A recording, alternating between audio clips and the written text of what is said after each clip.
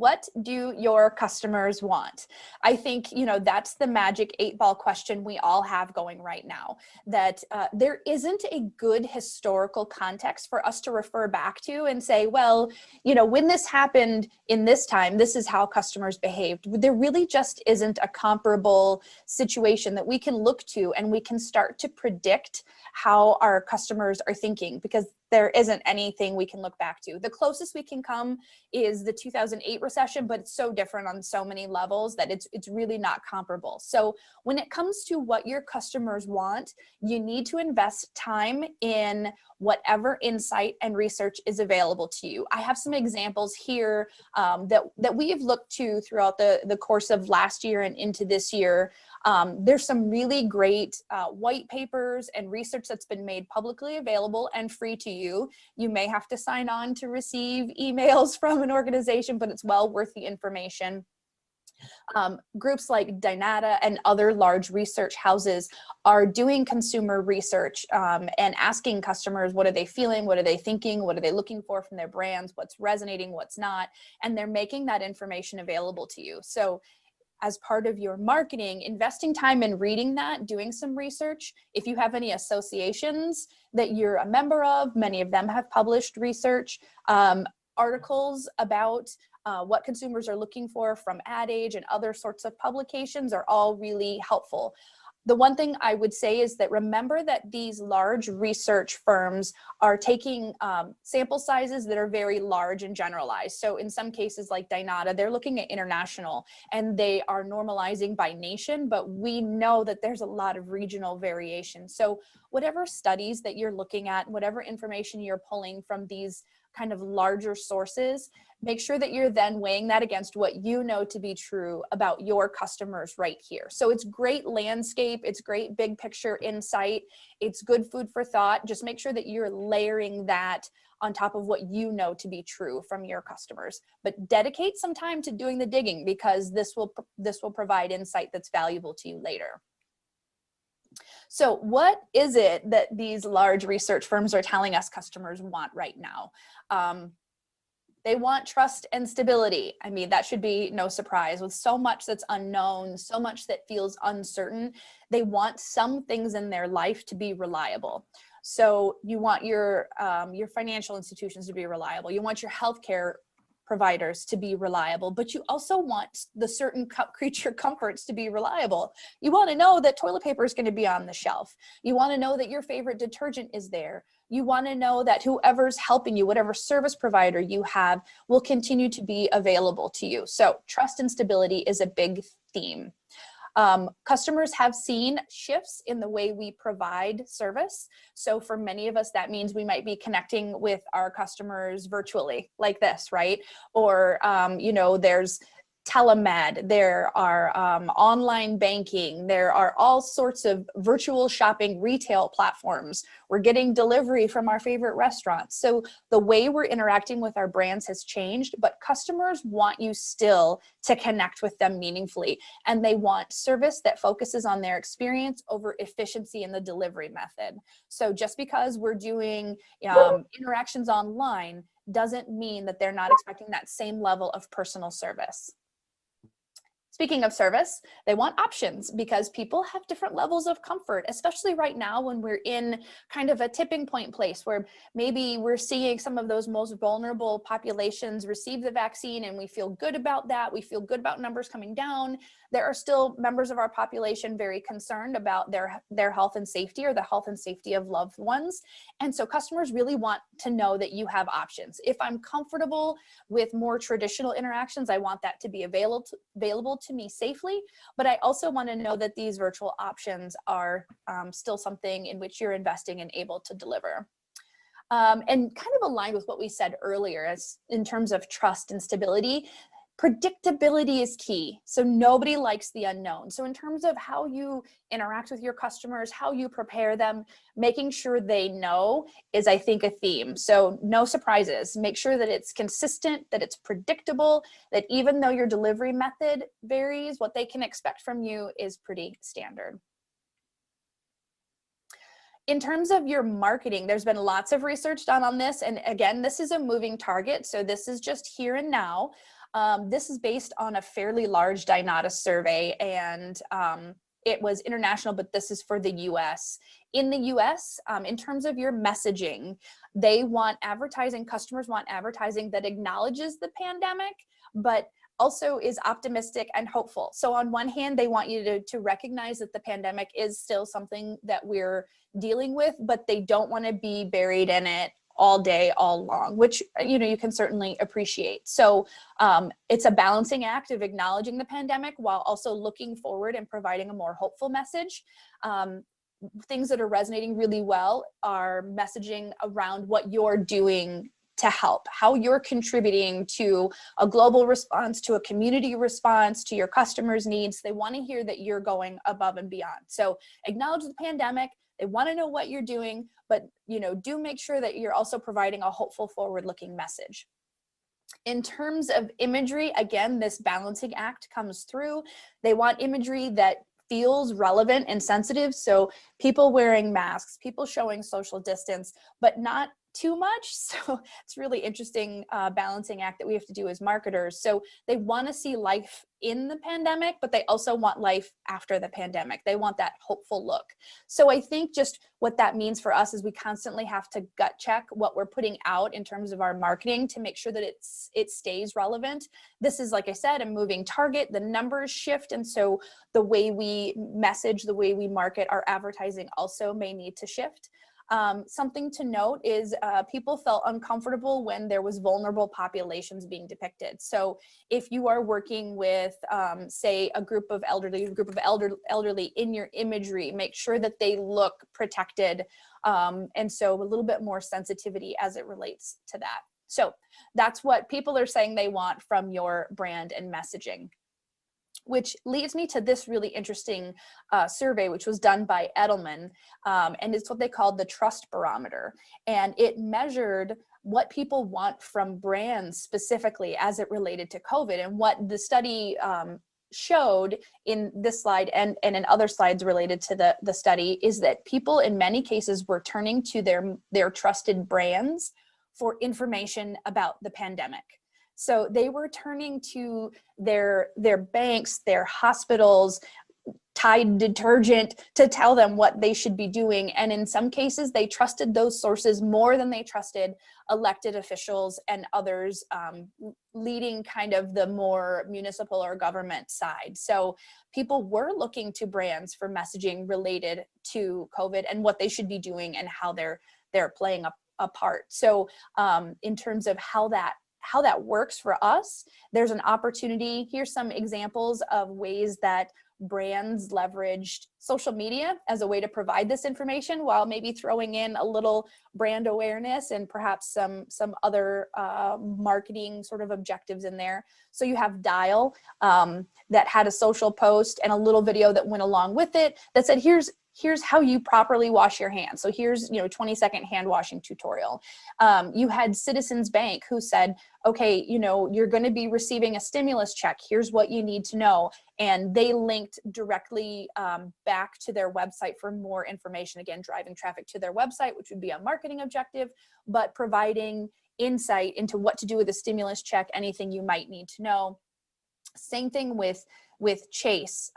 So there's just different ways that you can provide information and speak to something that's relevant to your brand, but really know that consumers are looking to you for information, not just for marketing. So I think the theme of the day is balancing act. It's a balancing act to make sure that our imagery is on point, that our messaging is on point, and that the content we're creating meets both an informational need and a marketing objective. If you don't follow Ally, they have a really great social media presence. It's kind of fun to watch this brand, which has always had a very playful, fun sort of voice, and watch how they kept that authenticity while still maintaining a very appropriate tone given the circumstances of last year and into this year. And this is a quote from their Chief Marketing and Public Relations Officer, and kind of substantiates how they were able to walk that fine line of keeping their very playful, humorous, accessible tone while dealing with sometimes challenging information. So just a good brand to watch if you want to see how that balance was achieved pretty well. I mentioned earlier that customers are telling us they want to know that you're going above and beyond, and that relates really directly to cause or mission-based marketing. So as a small business, you are the heart of the engine, so to speak, for the economy, but it also provides a very powerful way that you can connect in the community because you know your customers, you know, very often you live, work, and play with them. So what they're interested in is what are you doing and how are you a part of a larger initiative. So, you know, you may want to look at ways that you can give back in the community and then use that as a platform for your marketing. So in a survey of advertisers just recently, 63% plan to adjust their messaging to include mission-based marketing or cause-related marketing. So kind of that softer approach. Again, theme for the day is balance. So balancing, you know, this is our commitment to the community, but here's our marketing objective and how we blend those two in a way that feels good to consumers and ultimately drives results for us. Millennials and Gen Zs are especially a group to pay attention to. They are watching how brands behave and how companies behave right now, and they are taking very close note as to who's doing what and how well they're doing it. So if your target is really building a millennial or a Gen Z audience, this is even more important. So here's an example, and full disclosure, we work with Campus Credit Union in Florida. This is an example of how to put cause or mission-based marketing to work for you while also achieving perhaps some volume driving efforts. This happens to be a financial institution, but it kind of shows how this balance can work. So we all know how hard restaurant industry workers have been hit by COVID and the continuing mitigations. So Campus put together a promotion that if you use the Campus card at a local restaurant, you earned more rewards. So they were able to drive volume for this particular card use, but they're also supporting local. And the message it was really support local restaurants. And so it shows you how to put those two things into play in a way that can be effective in terms of your marketing measurables, but also show some good cause-related marketing. So what are your to-dos from this section? Your first to-do is get out there and read the research that's available to you. There's really great information out there, and you can take that information, then balance that against what you know to be true about your customers in your region. Consider what customers need from you right now. So in terms of thought leadership and other opportunities, what could you do? Constantly gut check what you're putting out there. The numbers continue to change, the mitigations continue to change. So it's important that we make sure that whatever you've created this week still makes sense for next week when it's planned for distribution. And think about how you can help the community and maybe how those promotions can tie into your marketing. Easy enough, right? All right, let's move on to the next section. Understanding your customers. So I mentioned earlier in the presentation that customers have some recessionary behaviors. They're exhibiting recessionary sort of tactics. But I think what's important to know is that people are weird and they're unpredictable at times. If this has taught us anything, it's that there is a certain level of unpredictability in human behavior. But what we are fairly certain about is that when we see people looking at the economy and tracking that sort of recession, the behavior tends to be to cut budget, which for us as marketers means we have to look at what we're promoting, what we're doing, and how that fits into the greater scheme of things in order to market most effectively. So as we look at budget, I want you to understand the 4 personas that you have in recessionary behavior. And these have been developed years and years ago, but I think they still are relevant. So the first are the slam on the brakes. So these are the folks that are generally the most vulnerable. They're the hardest hit by any sort of recession. They tend to react dramatically to change, and they will just slam on the brakes. That's where the name comes from. They reduce all types of spending. They can be lower income, but they can also be anybody who falls into like an anxious category. So slam on the brakes is a group that's going to react very dramatically to recession. The second group is the pained but patient group. They tend to be resilient. They tend to be fairly optimistic about the future. They may be less confident about the near term though. So they are going to be very concerned about maintaining a standard of living. They're going to economize the way the slam on the brakes folks did, but they're going to do that a little less aggressively. This group is the largest group of the population. They represent the most of us across like the general swath of Americans. And they're across all income levels. So as the situation progresses, they tend to take a look at the long term, and they may migrate over to slam on the brakes, or they may migrate over to this group, which is comfortably well off. Now, the comfortably well off aren't hit hard by the recession. They have enough of a security or cushion that they can mostly carry on the way they did before, but they will be less conspicuous about consumption. So they will delay those larger purchases just, you know, out of an abundance of caution. But in terms of their day-to-day, they won't change a whole lot. And then finally, we have the live for todays. Now, this group will pretty much carry on as usual. They're relatively unconcerned about savings. Their primary response to recession is they probably will put back or extend timetables for major purchases. Now, interestingly, this group is more likely to rent than own. So they tend to be younger, they tend to be urban, they tend to spend money on experiences rather than things. Unless they become unemployed, they probably won't adjust their spending. It's just they're not thinking, you know, longer term quite yet. So again, tend to be younger, tend to be more urban, more likely to rent, so they don't have some of the obligations that perhaps some of the others do. So we had 4 categories of people there, or 4 categories of behaviors rather that people may fall into. And then we have 4 categories of products and services. So now I want you to think about what you offer, what your business offers to the community, because that will be important as we look to the next piece and layer those 2 things on top.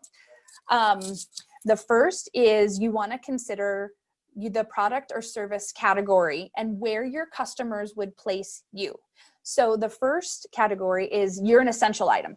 They can't live without what you do. There's just no way that can happen.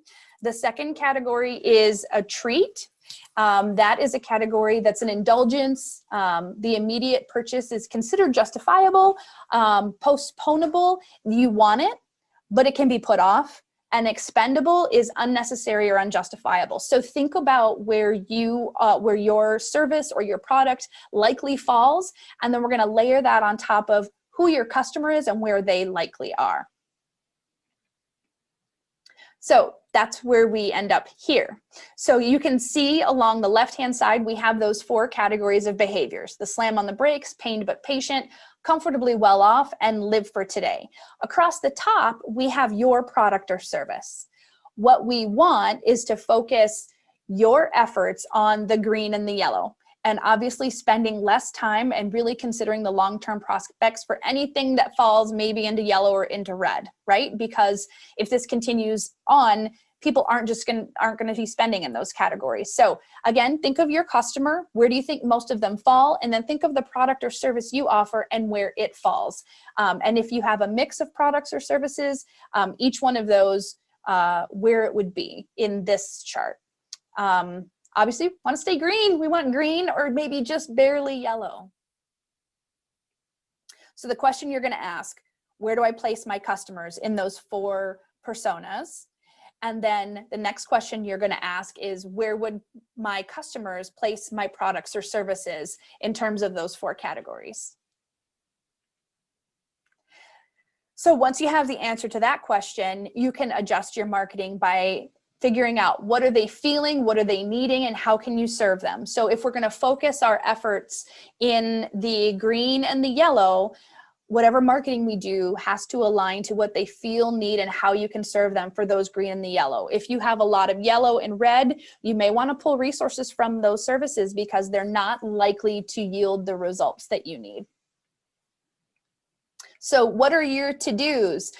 Continue to follow economic indicators so that you can predict if you have customers who are in pain but patient, are we going to move into the slam on the brakes? So you're going to follow those larger economic indicators that tell us where things are going. You're going to think about your customer. So who is your customer? Where are they on that continuum for their recession psychology? What behaviors are they likely to exhibit? And then start asking questions about what you offer so that you can adjust your marketing mix and invest in the products or services that are likely to yield results for right now. All right, so let's talk about setting and managing new goals, because last year was pretty much the year of I had a plan and now it's gone out the window. My advice to you is you want to adapt, not abandon. So this isn't the time to say, I'm not going to do marketing. This is the time to say, I need to market smarter, or I need to change my approach. But it's all about adapting, not abandoning. It'll be much harder to rebuild the momentum when everything is said and done than it is to just maintain a reasonable on-theme message. So as you look at how to adjust, focus on your current customers first. Keeping a customer is less expensive than finding a new customer, so we want to keep those customers. The other thing that keeping your current customers tells you is it helps inform customers most like your current customers. So if I know what my current customers want and need, I'm probably going to be able to apply that to potential or high likelihood customers, what they want and need as well. You're going to have to constantly look at how your audience is behaving, because there is no good previous benchmark for us. We just don't know how people are going to react because there's nothing for us to look back on and say it'll be similar to this. So really examine your audience's behavior and listen to the chatter, listen to what your customers are telling you, and ask what they need right now. So as you adjust your strategy, you're going to assess your product mix. What am I going to be promoting? What am I going to be marketing? How am I going to be marketing? So remember that grid where we had the green, the yellow, and the red. The red are poor prospects. So probably not going to invest a ton of time and resources in those, and really going to think about their long-term trajectory. The yellow to green is kind of that likely to remain stable, but we might need to help buoy its performance through marketing. And then we have the likely to flourish. So that may be a green area, or it may be something new that this is its moment. I mean, if you think about our adoption of, say, a service like Zoom, 12, 14 months ago compared to today. So there are some things that can grow during this period. So check your innovation pipeline. Do you have anything that's ready to go that maybe this is the moment? So assess where your product mix is and really let data be your guide. So use customer data, ask people what they think, look at the trends, let data tell you a lot about what you need to do. Now, one of my concerns during recession for marketers is that this turns into, I'm going to cut my marketing budget. And the exception being, I'm going to continue to spend money on things that I can measure quickly. I'm going to invest $200 as long as I can make $250, which I understand, because your leadership, or if you're looking at budgets, you want to see movement, you want to see a positive return on investment for your marketing. What I will caution you is that some marketing efforts take longer to yield results. It doesn't mean they don't have an ROI. It just means that the ROI isn't immediate. And sometimes that investment actually has a higher ROI than those quick turn investments. So I want to real quick show you the difference between customer acquisition costs and the lifetime value of a customer, because I think it will help you balance your marketing decisions more effectively, so you don't completely abandon those longer term strategies that might have in the long run higher return on investment.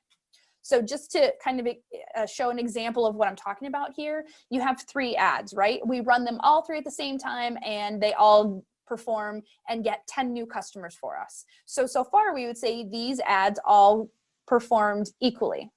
But wait a minute. I'm going to now tell you that the cost of those ads, or the cost of those strategies, was different. So now, which one do you think performed better?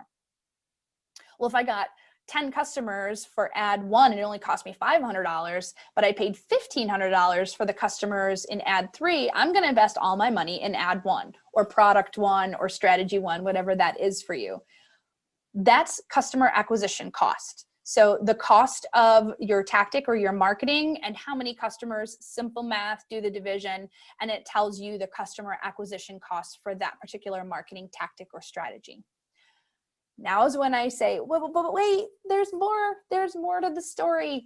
Because what if I tell you that over the life of this customer, the customers who were served, ad number 2 or that product number 2, whatever that is for you, over the course of their lifetime, and we talk about lifetime for a customer, it's usually a 3 to 5 year period in terms of data. So over the course of that customer lifespan, the value of that customer was a 7. So that's the value versus divided by the customer acquisition cost. So say that was a 7 for ad 2, but it's only a 2.5 for ad 1.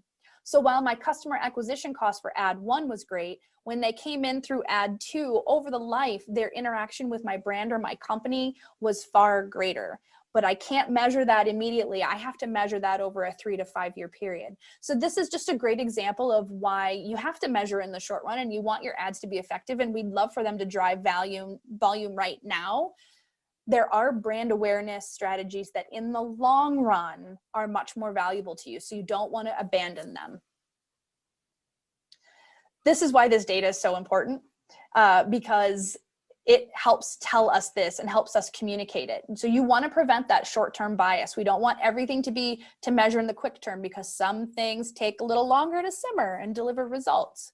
We want to be able to talk to our leadership team or evaluate for ourselves, if you're a sole proprietor, about what am I willing to spend and how long am I willing to let that investment grow. So some of those lifetime value conversations. This may help you justify larger budgets for things that have longer term. So those brand building initiatives, very difficult to measure in the short run, but are we willing to invest in them because we know in the long run it makes sense? And give yourself the time. Give your strategies the time. If it's a volume driving campaign that's 3 months, it's fair to measure it in 3 months. If it's a brand awareness initiative, it is not fair to measure it in 3 months. So give your strategies and investments time to do what they're supposed to do. So what are your to-dos after this section? Think about your products and services and get alignment with your leadership team if you need to about what are the expectations. Look at your marketing costs and break down the performance. Again, this data is going to be so important for these conversations, and then determine how you're going to invest dollars going forward. This is about adjusting, not abandoning. All right, so now we know who our customers are and what they need. We know what products and services we're going to invest in. We have looked at the marketing data and our performance for different advertising strategies. We have a sense of where we want to invest. So now it's time to reimagine our marketing plan. How do we do that? First, who are our most valuable customers? So remember the activity you did in the last section where you looked at lifetime value, but you also looked at the immediate customer. We've balanced those out. We've identified who the most valuable customers are to us right now. We've thought about what they need from us right now, how they feel right now, and how we can best serve them. So we've kind of identified in this post-COVID environment what that should look like. We've thought about what's likely to stick, what's likely to stay around in terms of the way we deliver and what our customers are expecting from us. And we've also thought longer term. So we hope that COVID isn't something that we're still dealing with 3 years from now. And so we're looking forward to what does it look like after this. So here are some tips. In general, I think you should be thinking digital. People are spending more time online than ever before. And I don't just mean for your marketing and your advertising. I mean for the whole 5 Ps of marketing. So how do you deliver service? How do you promote your service? What are the services you're offering? Thinking digital means that you're considering your online value proposition, your OVP. And that's, what is my brand, my company, what services do I offer, and how does that translate online? If that's where people are, then that's where I need to be. According to IAB, which surveyed advertisers, many of them are shifting to that digital media. As ads may be cheaper, as people are leaving the marketplace because COVID has reduced budgets, there may be opportunities for you there. But also look beyond just advertising. When I say think digital, I'm not just talking about digital advertising. I'm talking about all the ways you interact with customers digitally, online, virtually, all of those things. do fewer things, but do them really, really well. So I think marketers, one of the challenges we've had is all of the shifts in consumer behavior doesn't mean we do less. It means we're doing more. So we haven't abandoned direct mail. There's a time and a place for direct mail, but now we've added e-newsletters, and we've added digital ads, and we've added social media. So nothing came off the plate, but a bunch of stuff has been landed on our plate. Recognizing that your customers still want this variety of communications, you're really going to have to focus on what makes the most sense and do it really well. If you continue to try to spread yourself as thin as you were before, but your resources have been reduced, whether that's your actual budget or your staff or just your bandwidth to handle new initiatives, I would rather you do fewer things, but do them as thoroughly and completely as possible. Micro-targeting. I recommend that you stop mass marketing and start micro-targeting audiences. So as you think about your customers and you think about your products and services, try to narrow down those personas to as specific and individual as you can and really micro-target your efforts to them. So instead of casting a big net and trying to get as many fish as you can, you're going to specifically bait the hook with something for a very particular fish. So micro-targeting allows you to get in front of a very likely customer, which is what we want. I would look to your current customers when you're shaping those personas, because those individuals have already shown that they're interested in your brand. So what qualities do they have, and how do we communicate to them or more people like them? This piece of advice is tricky, and it's probably something that many of you are already doing if you are an entrepreneur or if you work for a small organization. And what I'm suggesting is that you make the bricks of a marketing campaign, but you don't put them together in a building quite yet. So when you were developing a campaign, it used to be that we would fully flesh out campaigns, right? We write all of the content, we develop all of the creative across all of the tactics. And when everything is ready and locked and loaded and approved, then we do mass distribution. What this allows you to do is to provide direction, little snippets, so you can act quickly, but you're not building everything out and then deploying. So you may do just enough messaging that you can quickly start to turn out content. You can quickly generate social media. You can put together a quick slick, but you're not actually building all those pieces until it's time to use those pieces. So you have the basics of the campaign, you have the bricks, but you're not fully fleshing it out until you're actually ready to use it. This gives you flexibility if things change. Because if I fully flush out a campaign and everything's done, and 2 weeks from now, mitigations change or expectations change, or something happens in my environment, then I have to start all over. So give yourself the building blocks, like these Lego pieces that you can put together, and then put them together when you're ready to deploy a specific initiative. Think in terms of shorter time frames. So all of your activities, it used to be that we would do an ad buy strategy that was 12 months. Here's your 12-month ad buy strategy. I'm saying you should be thinking your strategies, buying media in shorter commitments, unless you're buying in a large enough quantity to get some sort of discount. It makes more sense to be able to be responsive and to work with your media reps to come up with what makes sense right now for you. And so buy in shorter blocks. I'm not suggesting that you limit. Again, this isn't about abandoning, it's about adapting, but you want to give yourself the flexibility that you can switch things up if you need to. So think in terms of shorter timeframes. You may do your marketing planning instead of annually, you may do it quarterly. That'll give you shorter commitments and greater flexibility as you move through. So what are your to-dos after this? Think digital, and that's not just for your promotion. I'm not just talking about digital advertising. I'm thinking about your online value proposition. When people go online, what do they know about you? What do they see about you? What value do you bring online? You're going to do less, but what you do take on is going to be really well done. So don't spread yourself too thin. Make sure that you can do a really great job on whatever pieces you take. Micro target, start with your current customers. Who are they? How do we get in front of them? And how do we get in front of more people like them? Build flexibility into your planning by planning in shorter time commitments and having things ready to go when you're actually ready to deploy them. So that was a lot that we threw at you very, very quickly. I would love to take a quick look here at comments. Do I have access to comments, Heather? We don't have any questions in the chat, but before we take questions, if you want to unmute to ask a question, remember to do that. We'll go ahead, and I know we want to get everybody out in time for lunch. So we'll go ahead and take any questions that you have for Emily. I got a question, Emily.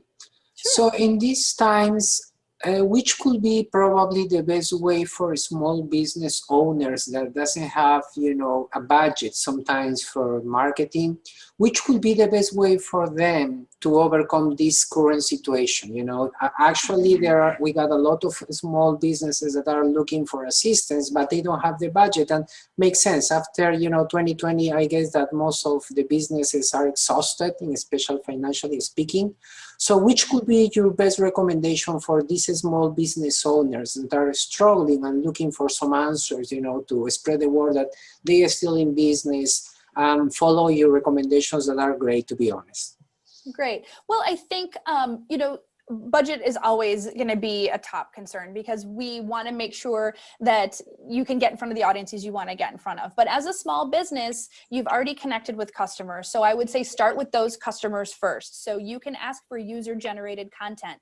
It's free to go back to your customers and say, hey, could you put up a review? Would you be willing to share your experience? Would you be willing to offer a testimonial? And then, as I talked about, think digital, that online value proposition. How do we tie those positive reviews back? How do I maybe take some time and boost my social media presence? How do I connect with others? It may not be a budget, but it certainly will be a resource consideration, because small businesses, your time is just as valuable as the budget. So I don't have any magic solutions that say, well, this won't take a lot of time or a lot of budget. You're going to have to invest in some way, but there are certainly things you can invest your time and your energy in: connecting with current customers. Is there repeat customer possibilities there? User-generated content, outreach, and public relations, by saying, you know, here's something that I can offer to the community, an insight, a perspective, a point of view. Those are all ways that are free, but they do require your time and attention. Then I would look, if you have a small budget, going back to the topic of micro-targeting, of instead of doing mass marketing and trying to cast a very wide net, be very specific about what you're marketing and make sure that what you're marketing is meeting a current need.